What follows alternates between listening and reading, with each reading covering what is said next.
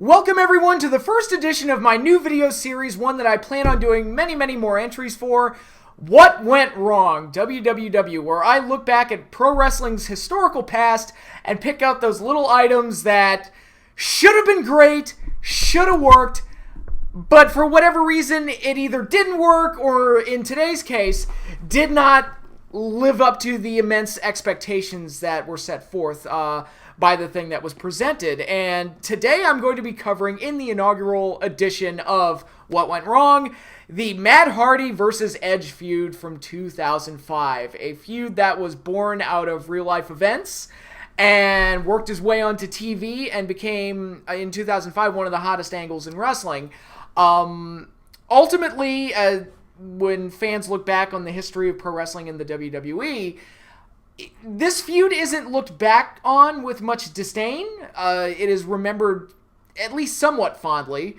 But in my opinion, it was a feud that was the hottest pairing in pro wrestling in 2005. There was no match that was more desirable and was more heavily anticipated than Matt Hardy versus Edge, largely because of the real-life events surrounding how this match was created. And in my opinion, WWE failed to capitalize on that, failed to live up to it, and failed to make the match as big as it could have been. And basically what went wrong here was that they didn't treat the match like the big match that it should have been treated as. Big matches get saved for the big shows and are recipients of the long build-ups. You look back in WWE, things like Rock and Cena, which got a year-long build-up. Now, granted, it got a year-long build-up because Rock couldn't be on TV the entire time, but that was a big match that they wanted to make people wait for, so they set it up a year in advance and then built it up for a year. Undertaker versus Kane at WrestleMania 14, they spent months and months and months just setting up Kane's arrival. Did the thing at Bad Blood 1997, and then spent months and months and months and months setting up the match, giving us the payoff at WrestleMania 14. The ultimate example that I always go to is Hulk Hogan versus Sting in WCW. They spent a year and a half building up that match. Ultimately, the match itself failed, and if I ever do a What Went Wrong for Sting versus Hogan, pretty much everything I talk about will be exclusively about the match itself, because the build-up was fucking great.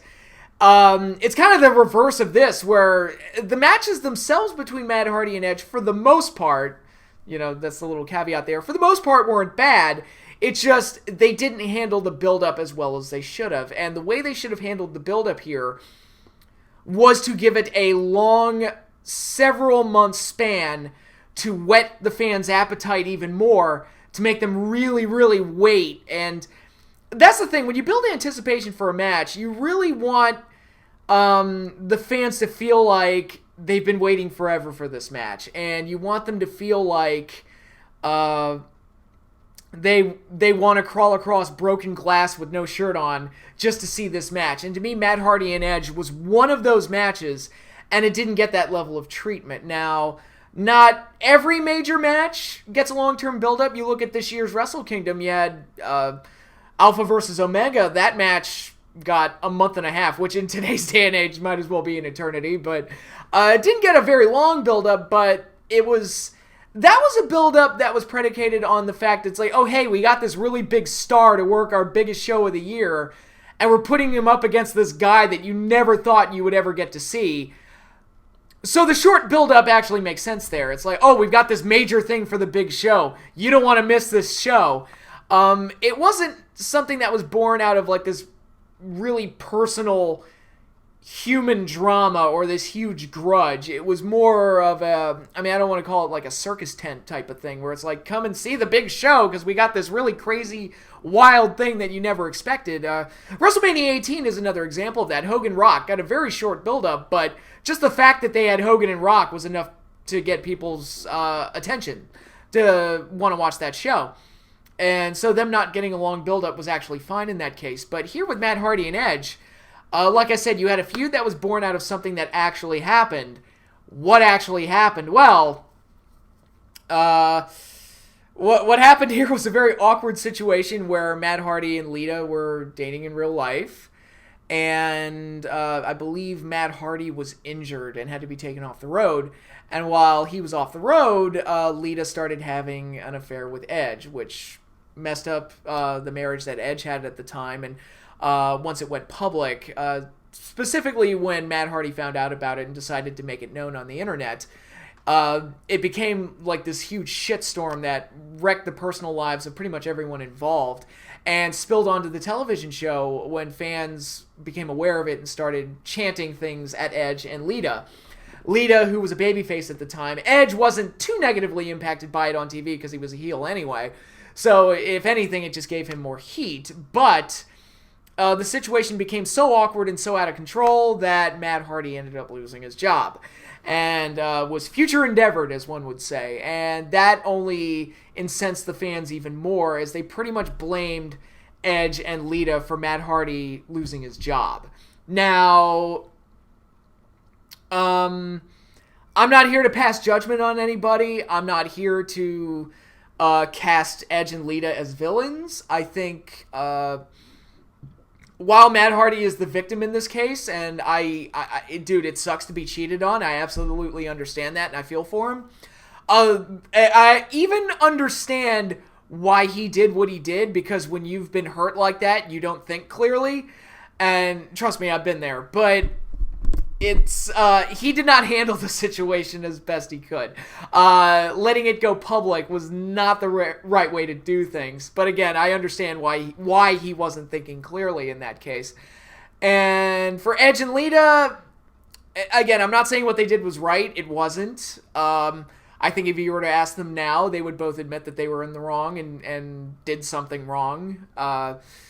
It's what I will say is that sometimes shit happens and it's unfortunate.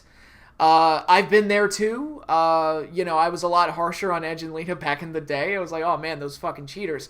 Since I've grown up, I found myself in a very similar situation. I'm not a celebrity, and neither was anybody involved, so it didn't become just the huge, gigantic shitstorm that it did here with these three guys. But I'm not trying to defend Edge and Lita. I'm just saying sometimes people make mistakes and shit happens. And it's unfortunate when it does happen, but sometimes it's just the way life works out, unfortunately. And it was a very tough scenario all around. And it led to, like I said, Edge getting a lot of heat on TV. And it led to Lita, who was a babyface at the time, embroiled in an angle where she was in a forced marriage with Kane. Don't ask. She was getting called a slut and a whore and everything you could possibly imagine by the fans. It got ugly there for a bit. So it got to a point where the hatred towards Lita got so bad that they pretty much had to pair up Edge and Lita on TV as a couple just to take advantage of the heat. And when they did that, and again, I'm sure it was very awkward for Edge and Lita, but my God, did it play out beautifully on TV. As an audience member, it was like you couldn't ask for better heels than that. It was just, I remember it was the Gold Rush tournament that they were doing on Raw, and that was where Lita turned on Kane and joined up with Edge. The next week on Raw, where Edge opened up the show and then later on had a title match against Batista where he lost, the heat for Edge was insane. Like, I took one look at that, I'm like, that's the guy. This is your heel. You need a heel, you need a villain, that's the guy. That's who you run with. It's just, it was too much heat to ignore. It's like, this is just, you can't ask for this much heat. They had lightning in a bottle, and the fans who were upset over Matt Hardy losing his job, they started chanting Matt Hardy at shows all the time. It was one of those cases where something broke out on the internet and spilled onto the show and influenced the product itself. And, you had the One Night Stand event where Paul Heyman cut his infamous promo, which everybody just guffawed all over at the time and said what a great promo it was. To me, it was just like a weak attempt to try and get the keyboard warriors talking. It's like, oh, he name-dropped Matt Hardy. Oh my God, look what Paul Heyman did. I was more impressed with Rob Van Dam's promo from that show, but be that as it may. Matt Hardy was a presence on the show without even being employed with the company. And when you have red hot heat like that, and when it's grounded in so much realism, it really is lightning in a bottle. And really, the WWE had the hottest match in pro wrestling handed to them on a silver platter, and one of the guys wasn't even employed with the company at the time. And Matt was off doing his own thing, trying to get attention with this new character he had created called the Angelic Diablo. And pretty much, I think Matt, as we've seen with the broken gimmick, is a very creative and smart guy. And I think even he understood, even though he was heartbroken, and even though the way things played out, it was very bad for him, I think he understood, business is business, and a match with Edge would be friggin' huge for everybody involved. And ultimately, Matt Hardy was brought back to the WWE on one episode of Raw, came back and attacked Edge backstage, and then later got a live microphone where he name-dropped Ring of Honor and called Lita a whore and did all sorts of other crazy shit. And it was like, oh my god, it was one of those things where reality clashed with entertainment, and it created something believable and very, very exciting. And that should have been the starting point of an epic long-term build-up all the way to, I would say, WrestleMania, but at least the Royal Rumble. Like, this is something you gotta let this simmer for a while and just let the fans build up their anticipation more and more and more. And if you put this feud in my hands, and again, I'm not saying I'm a genius booker or anything. Here's the thing that I would try to implement if I were a booker. I am not a great idea guy. Things like Undertaker's long-lost brother burned in a fire coming back to take revenge on him. I would never come up with that. I am not that great at coming up with, like, the initial idea. That is not my strength. What I would do, though, is like, okay, you've got this idea. Let's hit this point here and this point here and this point here, and let's build this match all the way to WrestleMania. Let's not do it at the next pay-per-view, because this is a really huge idea, and I think the fans are really going to get invested in this. Let's save it for WrestleMania, which is ultimately what they did. And this is the same thing. Edge and Matt Hardy, nobody came up with it. It was just something that fell into their laps. But once you get Matt Hardy back in the fold, it's like, okay, Matt Hardy needs to be very Sting-like in that he doesn't show up every week, and he's sort of the rebel against the system. He's the guy that acts by his own rules, and we don't bring... as a character on TV, he is not employed with the company, and he just jumps the guardrails and attacks people at random. There's a tendency when WWE writes their shows that if they do something like Matt Hardy attacking Edge backstage, they have to follow it up the next week. I would not have followed it up the next week. I would have waited a while, maybe have Edge and Lita go, okay, maybe that was an isolated incident, maybe we're okay now, and then do it again a few weeks later.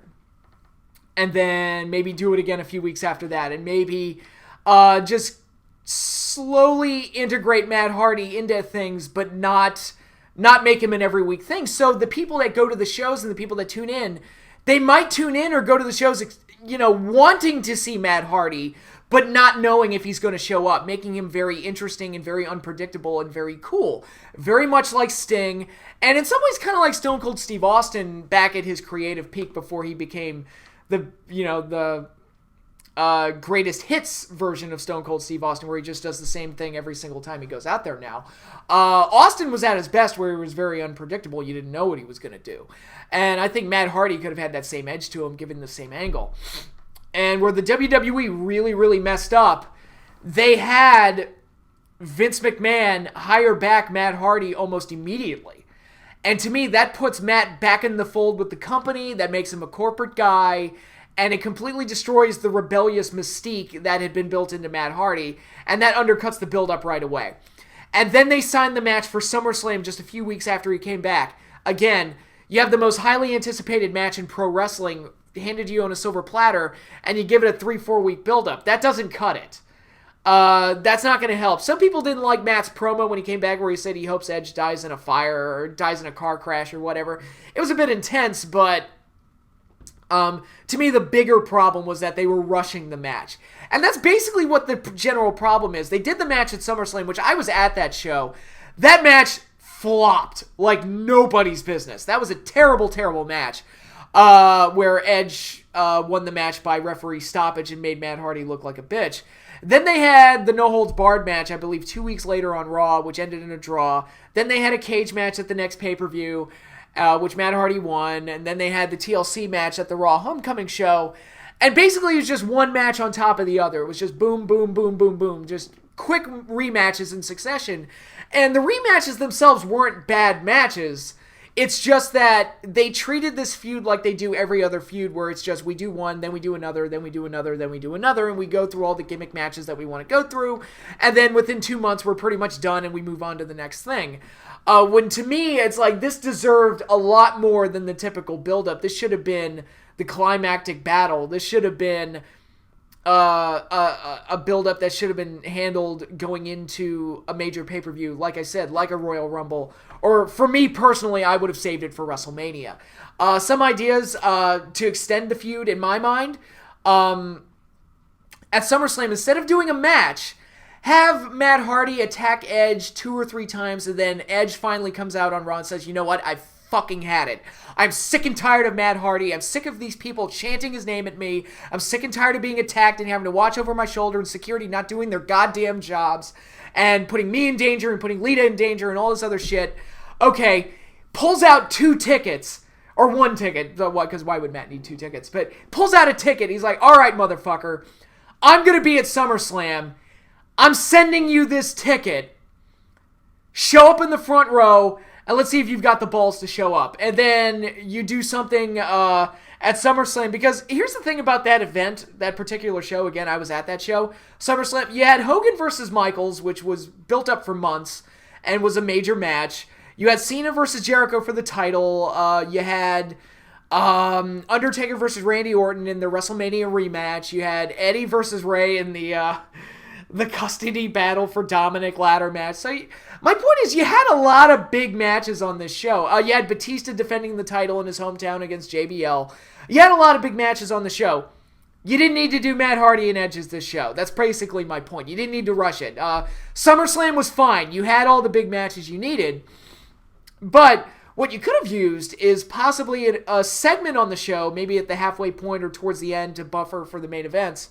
That's not a match, but is something that the fans would really, really want to see. Will Matt Hardy show up? And then Matt Hardy does show up and has a brawl with Edge, and they do some crazy shit together, again, to kind of whet the appetite for eventually seeing a showdown between the two. And this continues for a few months. The next beats in the story that has to happen, Matt Hardy has to find a way to get his job back. And one potential way to do that is to possibly enter himself in the Royal Rumble. Find a way to get entered into the Royal Rumble. Find a way to, instead of Vince being like, yeah, I'm bringing Matt Hardy back because it's a fire and I like to throw gasoline on the fire, ha ha ha. Have it be a case where Matt Hardy just can't be stopped, and the WWE's just have their hands have been forced, and they have to bring him back through fan demand and the fact that he keeps ruining shows. So eventually, Matt Hardy is forced to come back just because the WWE doesn't know what else to do. And at the Royal Rumble, one idea that I had is that Edge would win the Royal Rumble and then cash in his Money in the Bank the next night on Raw, saying it's like, oh, guess what? I'm the champion. I'm also the Royal Rumble winner. I don't have to defend the title at WrestleMania. I don't have an opponent for WrestleMania. And that leaves the door open for Matt Hardy to kind of sneak in and get the title shot against Edge at WrestleMania. And then further that build with all the hatred and all the personal vendettas involved. And then set that match up for WrestleMania. Edge versus Matt Hardy. Or have Matt Hardy find a way to sneak his way into the Royal Rumble, win the Rumble, Edge cashes in his Money in the Bank, steals the title, and then you get the match that way.